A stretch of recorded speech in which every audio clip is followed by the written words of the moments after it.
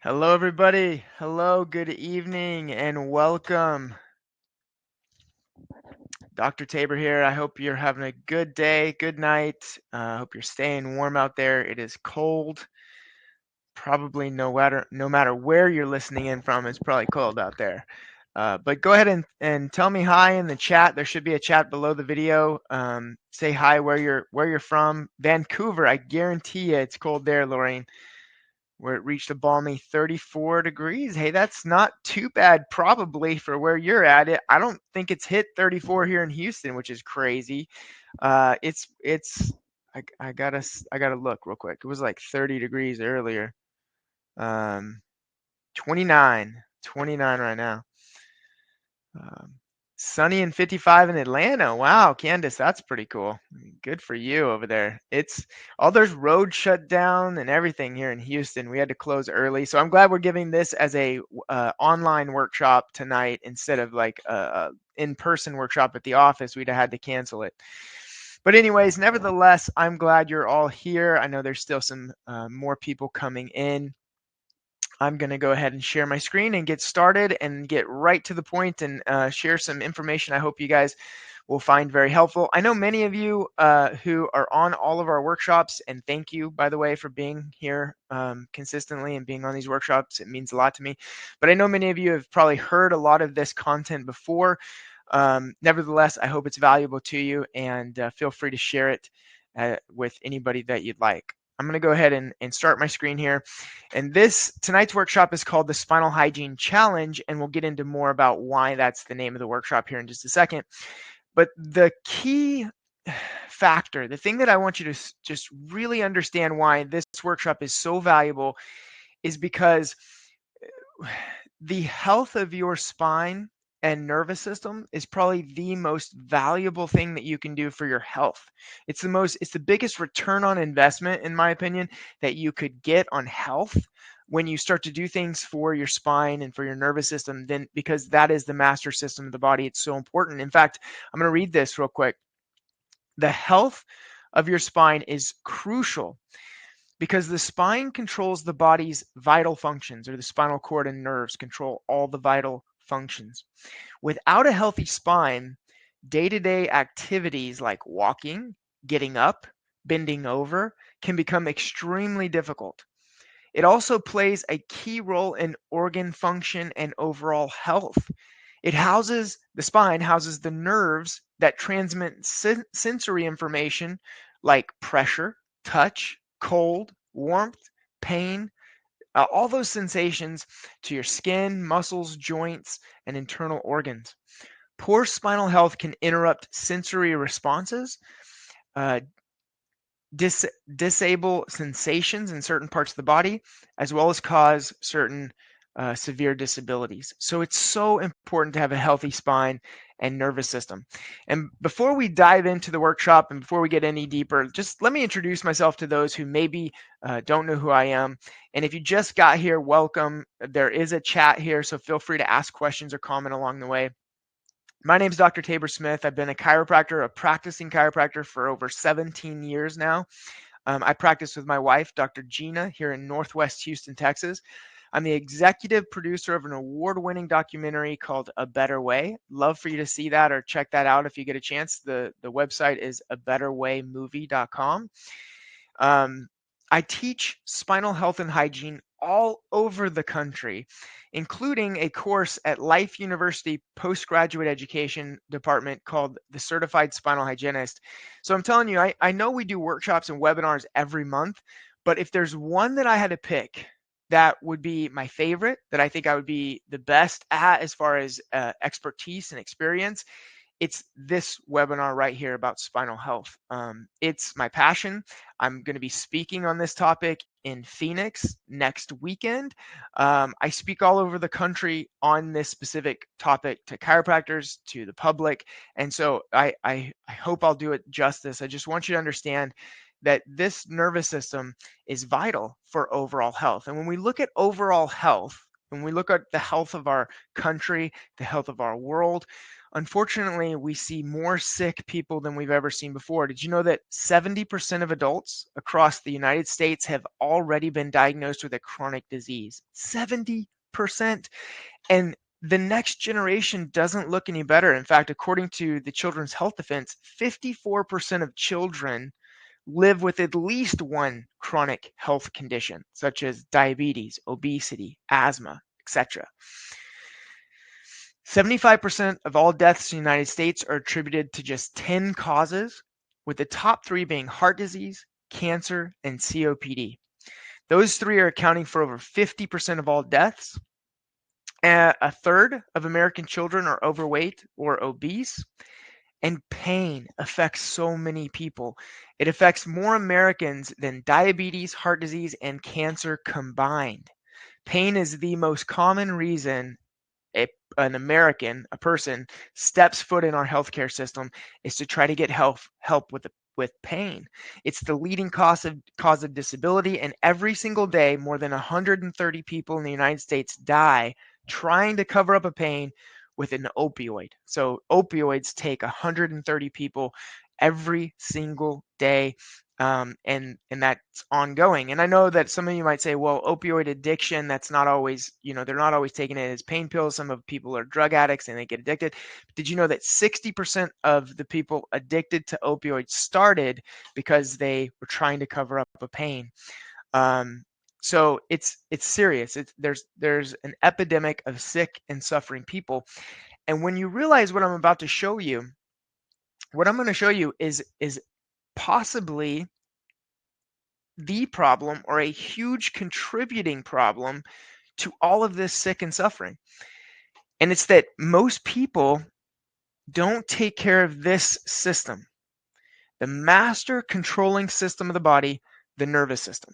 And I'm going to show it to you. Hold on. Don't leave yet. I'm going to prove this to you. I know I'm saying this and you may not have heard this from, your doctor. You may not have heard it from all the gurus online teaching health classes, but I'm telling you right now, and I'm going to show you the statistics behind it, that more people have a damaged spine and nervous system in today's society than ever before. And it's getting worse. We're getting more and more damage, degeneration and arthritis and decay in our spine. And that's affecting the master system of the body, the one system that controls everything. Everything. It is you. The nervous system is how you experience your environment. It's why you are who you are. And so when this system doesn't function properly, there's no way any other system in your body is going to function properly. Let me show you the numbers of spinal degeneration. Hey, Mary. Mary's from New Hampshire. Wonderful. Thank you for being here, Mary. Larry and Cindy are here. Appreciate you guys. Let's look at the numbers here. Spinal degeneration, what we call the silent epidemic. What I'm going to show you right now is the percentage of people who have spinal degeneration right now in the United States. But one caveat. This is the asymptomatic population. So let me explain something. When we have spinal degeneration, it doesn't just show up overnight and then all of a sudden you have back pain and you go to the doctor and it's arthritis. No, in fact, those changes develop over decades. So the numbers I'm about to show you right here are what we call asymptomatic, meaning they don't have pain yet. The way that they were discovered is they take large populations and do imaging on them. So they'll put them through an MRI machine and they take, let's say, 1,000 people that don't have any pain. They're a certain age group. They run them through the MRI and they say who has arthritis already and doesn't have any pain. Well, according to the American Journal of Neuroradiology, 96% of 80-year-olds have arthritis already. 85% of 50-year-olds have degenerative arthritis already. 85%. But let's look at younger ages because this is where our society is starting to really suffer. It's the young kids that are on cell phones and technology and sitting for long periods of time, sedentary lifestyles that are causing the spines to decay at younger and younger ages. We're starting to see that almost 40% of 20-year-olds have significant spinal degeneration. 20 is not old. And then there was another study that I'll show you in just a second that showed that 9% of 10-year-olds have the beginning stages of arthritis and degeneration already.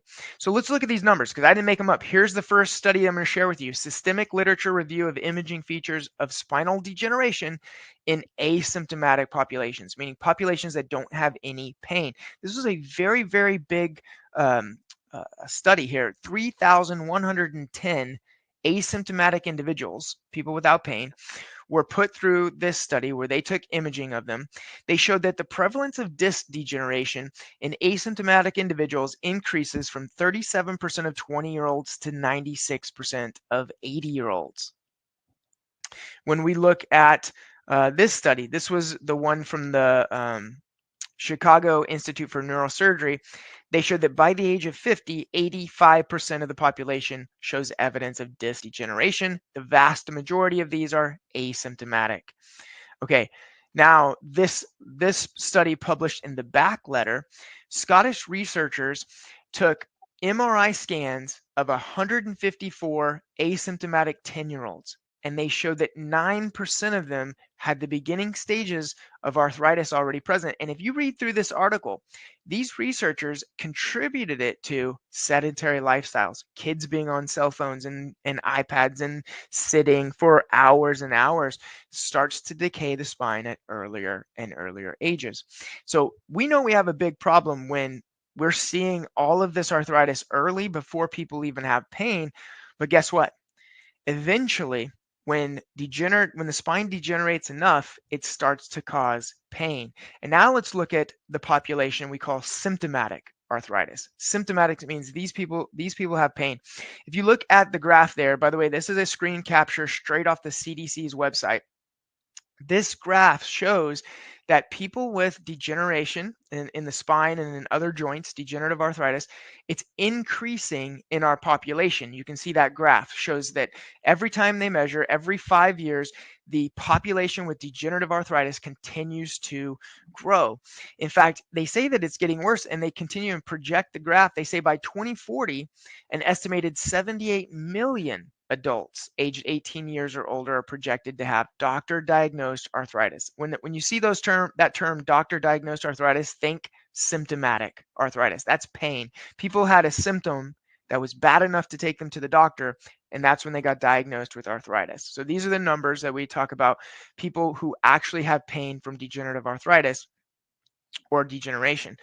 So if the population between age 18 and 44, about 7% of those people have symptomatic arthritis or doctor-diagnosed arthritis. So they suffer with pain.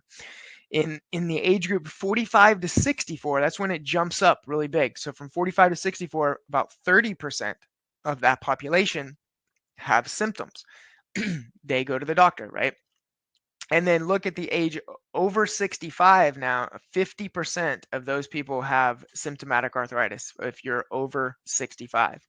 Now, we know that people who are more overweight or obese, they have even more arthritis. It's just the wear and tear on those joints. But 15 million adults reported severe joint pain due to arthritis in 2015. And it's a big, we spend a lot of money on this in our country. It's the national cost of arthritis in 2013 was 304 billion. Just to put that into perspective, the entire market cap for the profession of chiropractic is 19.5 billion. I mean, of all the patients, all the offices, all the money that's spent in the chiropractic industry is 19.5 billion. But the national cost of arthritis is 304 billion, which that just shows you that not enough people understand or know about chiropractic, because every single one of those people should be in a chiropractic office and they could be getting better results than just taking a medication or trying to cover up the pain with something else or having a surgery. Degeneration, osteoarthritis is the leading cause of work disability in the United States, and you're 2.5 more times likely to have a fall and suffer an injury if you have osteoarthritis, degeneration. So look, there's so many people that are walking around with subluxated spines. What's subluxation? Subluxation, for the purpose of this lecture, it's when the spine is out of alignment It's fixated. It's not moving properly. Muscles are they're not at their proper tone in through the area. So when we talk about alignment, mobility, and muscle strength or muscle weakness, think about subluxation. And I'll tell you, I truly believe this: of all the great medical advancements that we've made as a society in the last 100+ years, from just knowing and understanding more about the human body, to creating better pharmaceuticals, to being able to do delicate surgeries, amazing surgeries, to all the other life-saving technological breakthroughs that we've had in our society, the biggest thing that we've failed to understand in our healthcare system is the value of a healthy spine and nervous system. It has fallen to the wayside. And so it's up to us. It's up to you as an individual to really study and understand, how do I improve the health of my spine? How do I maintain the health of my spine? That's why I commend you for being on here tonight, because long-term subluxation, when your spine shifts out of alignment, when it gets stuck or fixated, it's not moving properly, that causes the spine to degenerate at faster rates. We know this. There's study after study after study to back this up. A review of extant literature indicates that there is a substantial link between spinal degeneration and sedentary lifestyle. So when we have to sit for long periods of time, when we have to be in poor postures all day long, since the introduction of computers and cell phones, modern society has become stuck in degenerative postures all day long. Whether a patient is sitting at a desk, working on a computer, or looking down on a phone for long periods of time, this is an undeniable, fast-growing problem. Now watch this. Let me show you why it's such a big issue, a big problem, and a factor in our younger age groups, because now they're growing up with an iPad in their hands when they're 2 years old, 3 years old, right? These are statistics taken straight from the CDC's website. The Center for Disease Control and Prevention reports that children ages 8 to 10 spend an average of 6 hours per day in front of a screen. Kids ages 11 to 14 spend an average of 9 hours per day in front of a screen, and youth ages 15 to 18 spend an average of 7.5 hours per day in front of a screen. So no wonder this change in our environment. This 20 years ago, it wasn't like that. Now all of the sudden, we're in these poor postures and we have all this technology. I'm not saying we have to do away with all of it. We can't. It's part of our lifestyle now. We almost have to use it to even survive, to be able to do things we need to do every day.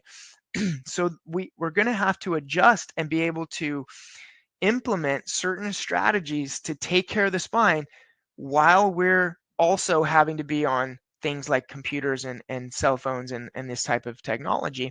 We're going to have to implement something into our lives, just like we implement brushing and flossing.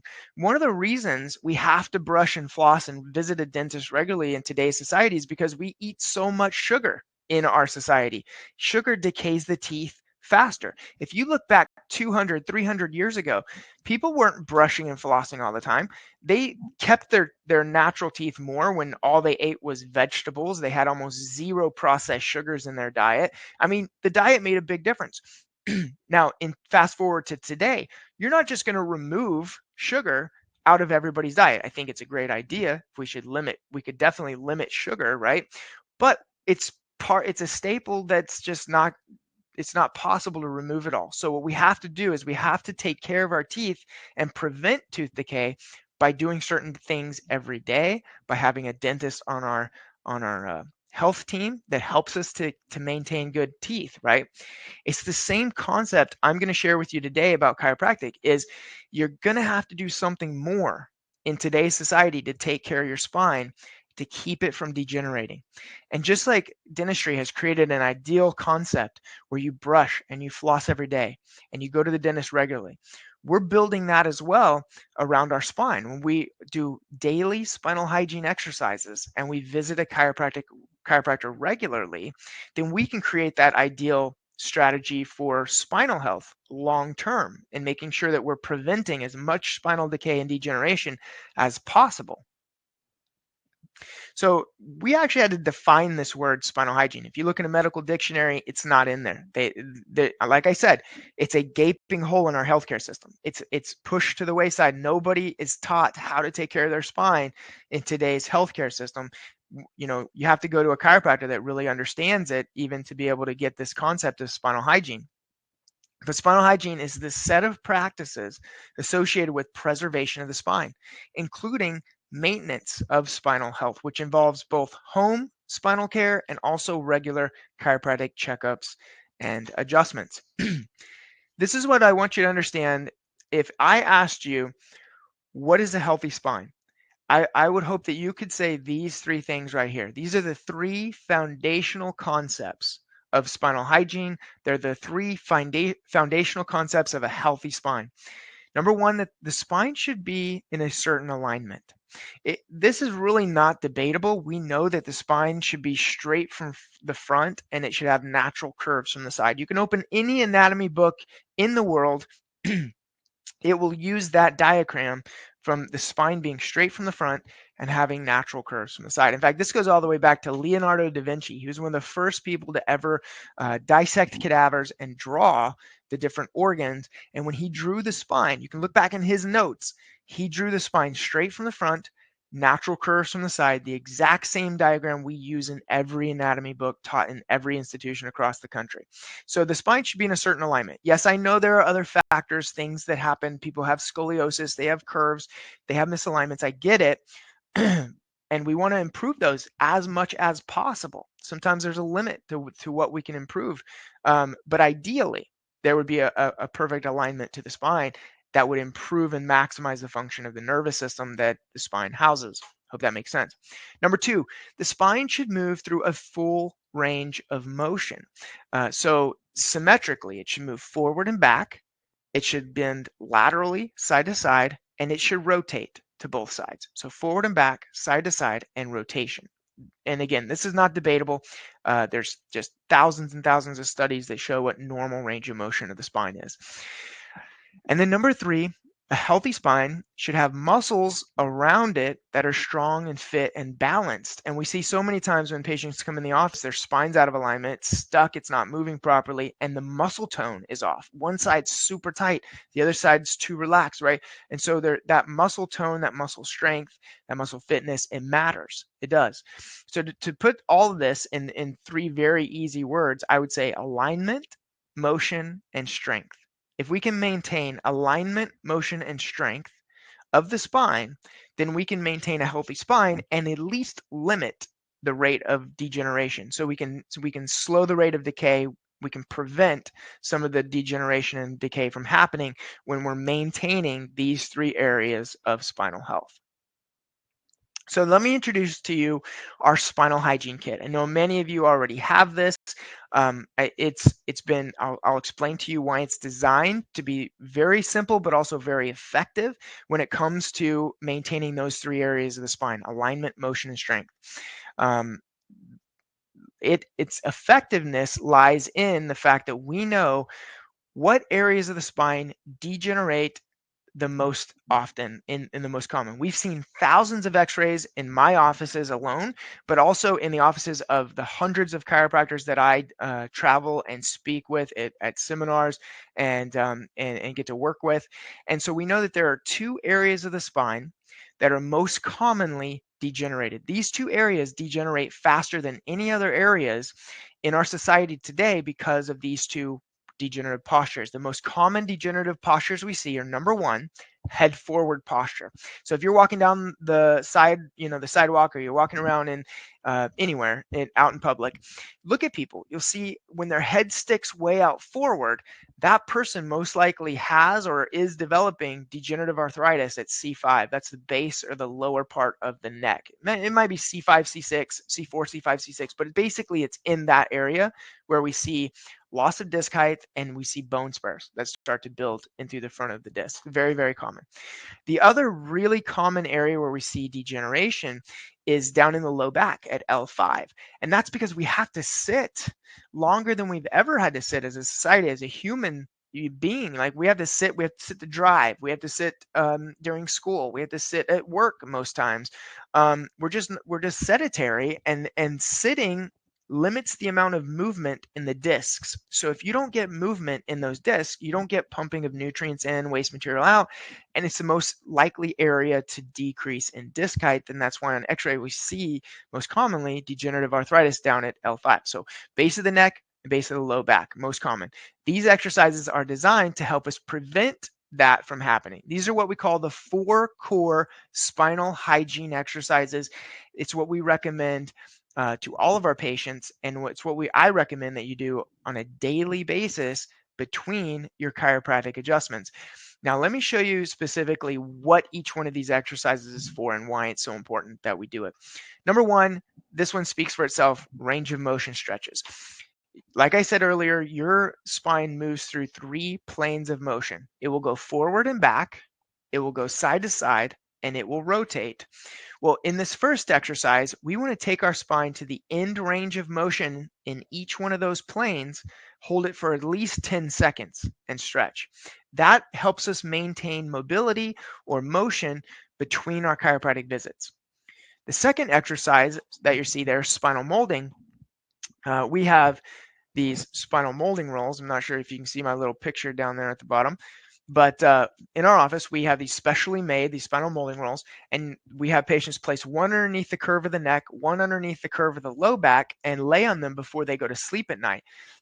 This helps with the alignment of the spine. Remember, we said the alignment should be straight from the front, but it should have natural curves from the side. You should have a curve in the neck and a curve in the low back. And those curves are very commonly lost. We see patients come in, they have a lack of curve or a loss of curve in through the spine. So every night they mold these curves back into the spine to help maintain the alignment of the spine between chiropractic adjustments. Now, there are alternatives. I mean, you can think through this. If you don't have a spinal hygiene kit, you can take towels, roll the towel, and put a rolled towel underneath your neck, a rolled towel underneath your low back, lay on that for 5 to 20 minutes every night, mold the spine. But I'm going to show you here in just a second. In fact, I'm going to go ahead and release it right now. This is the 21-day spinal hygiene challenge that I'll talk about in just a second. There should be a green button that pops up here that says click to join. If you click that button, or if you go to spinalhygieneproducts.com and you click on challenge on the right side of the screen, I've created 21 videos that will be sent to you over 21 days that will show you how to do every single one of these exercises.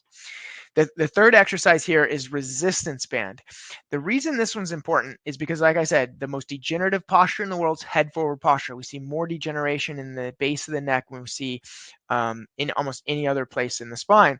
So we want to keep the muscles in the back of the neck strong. And so when we're doing that, we're pushing back against that band, we're strengthening the muscles in the back of the neck, fighting head forward posture, preventing that posture from degenerating the spine.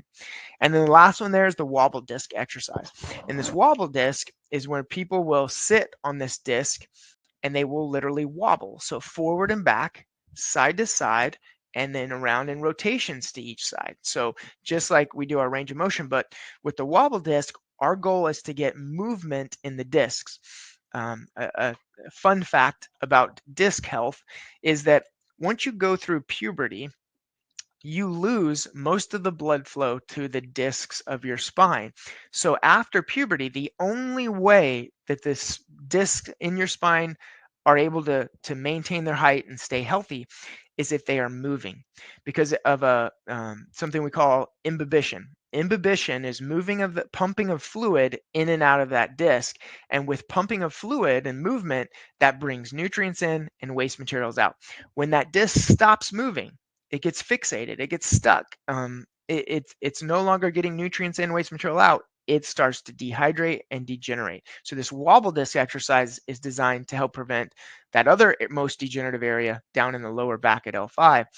Together, these 4 core spinal hygiene exercises, it's as simple as it gets, it's fast and easy, and it is the most effective, in my opinion, the most effective thing that you can possibly do in prevention of spinal degeneration, besides also adding getting adjusted to this. Candace says, I recommend the spinal molding and resistance band to my patients since I'm in student clinic now.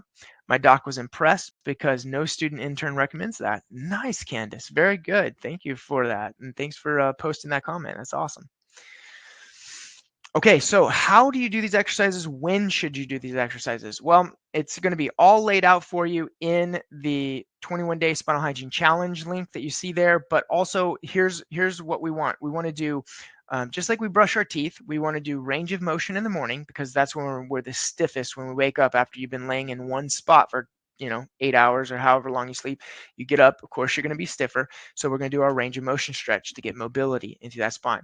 At night, you should be at your loosest, right? Should be moving better, have more hydration. And so that's when we want to lay on our spinal molding rolls because we want to get the most bend, most mold out of that spine as possible. So do your range of motion in the morning, do your spinal molding at night, just like you brush your teeth. If all you did was these two things, I'm telling you, you're doing more than 99% of the population out there. But I challenge you to add the other two exercises as well, because these will specifically help you maintain the health of your neck and your low back. So just like you floss your teeth because you want a little bit extra protection, right? These two exercises are like the floss for your teeth, but this is for your spine to give you that extra protection for the two most degenerative areas in the spine, the neck and the low back. You want to do that resistance band exercise, strengthen those muscles in the back of the neck, fight that head forward posture. And then do the wobble ball exercise. Sit on that wobble ball and get it moving and pumping and get that fluid moving in through that low back. Lorraine says, if you sleep on your molding rolls, you will stay in the same position all night. Yes, Lorraine, I love that. I fall asleep on my my rolls every night. I sometimes pull them out and throw them on the floor halfway through the night, but I do fall asleep on them. That's awesome. All right. So why do we call this the 21-day spinal hygiene challenge? Why not the 3-day challenge or 7 or 100, right? Because we use the 2190 rule. It takes 21 days to create a habit. And what I want you to do is create a habit of taking care of your spine and nervous system. And within 21 days, in 3 weeks, you're going to notice a huge difference, right? In fact, we've done this for a while and we've have surveys and we notice that people by the 21st day see significant improvements in their spinal health and how they feel. But it also takes 90 days to create a lifestyle, to really change and implement something and build something into your lifestyle. So even after you get done with the 21 days, you're noticing a difference. You're building a habit. I want you to continue to do this. Continue on past 90 days. Make it a part of your lifestyle. Make taking care of the spine and nervous system part of your healthy lifestyle, and you'll notice so much improvement and return on investment in your time for taking care of your spine. Now, when you sign up for the 21-day spinal hygiene challenge, you're going to notice that every day we'll send you an email with a video from me, and this is absolutely free challenge, by the way. And so when you get the video, you'll also see below the video that there's a link for a survey. I want to encourage you to fill out that survey every day. One of the reasons is because we want to start building stats and research on spinal hygiene. And I actually went and made a special visit to Life University in Atlanta, Georgia, and met with Dr. Stephanie Sullivan, who is the director of Life University, Dr. Sidney Williams Center for Chiropractic Research facilities. And she had mentioned that one of the best ways for us to start building research on spinal hygiene is to start collecting surveys on how patients are doing underneath these protocols and strategies. So while you're filling out these surveys every day and you're letting us know the changes and improvements, we're building a database and being able to show people, look, by this day we see this much improvement. By the 15th day, we have this much improvement. By 21st day, and we can start actually sharing this information with more and more people. So I appreciate you filling out the surveys for us. Oh yes, Candace says, Dr. Sullivan is a research giant. Love her. Yes, she is awesome. Okay, so let me talk about the ideal spinal hygiene model. The most effective way to prevent spinal degeneration. In my experience, in my opinion, this is the most effective way to prevent spinal degeneration and to maintain the health of your spine and to feel great. All right, I get it. Maybe you're on here and you're like, I just want to feel good. I get it. Well, this is how you feel good long term, is you build the health of your spine from the inside out. So how do you properly take care of your spine is number one, regular chiropractic visits. Number two, daily spinal hygiene exercises. Both of those put together really help you to build great spinal health. I believe that regular chiropractic visits must be a vital part of spinal hygiene. Other professions, they may not agree with me. They may not add chiropractic into spinal health, but because vertebral subluxations, that complex can exist in the spine, and you need a chiropractor to be able to correct that. You have to have a chiropractor on your health team. You can't exercise out a subluxation. Once that spine's really stuck and shifted out of alignment, you can do all the exercises you want, but it's going to take an adjustment to correct that. Just like a cavity, okay? You can't brush out a cavity once it's there.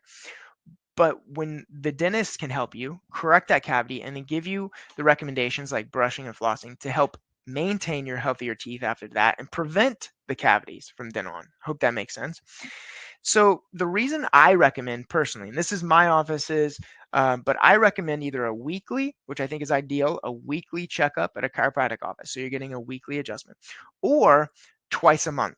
I think twice a month is a great rhythm to be on if you're doing great and you have no symptoms. What I base that on is this study right here called the Experimental Models of Osteoarthritis, the Role of Immobilization.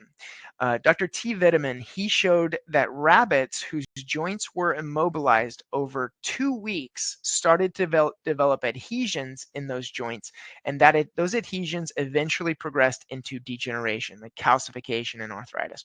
So in 2 weeks, a joint that's stuck and not moving can already start to get adhesions in it. We want to prevent those adhesions from happening. So if you're coming in my office at least every 2 weeks and I'm checking and making sure that those joints are moving properly, making sure that they're in a best alignment as they could possibly be in, and you're doing your spinal hygiene exercises every day, then ideally you can prevent osteoarthritis and degeneration if you're doing that with your spine. Now, I will tell you, some people who are new, if you've never been to a chiropractor or it's been a really long time, sometimes we have to start with a corrective care phase beginning, and that's where I put there down at the bottom, because my recommendations for a patient, especially if they haven't been to a chiropractor in a while, might be a 24 visit corrective care plan initially, where we start off at 3 times a week for 4 weeks. We do a re-exam.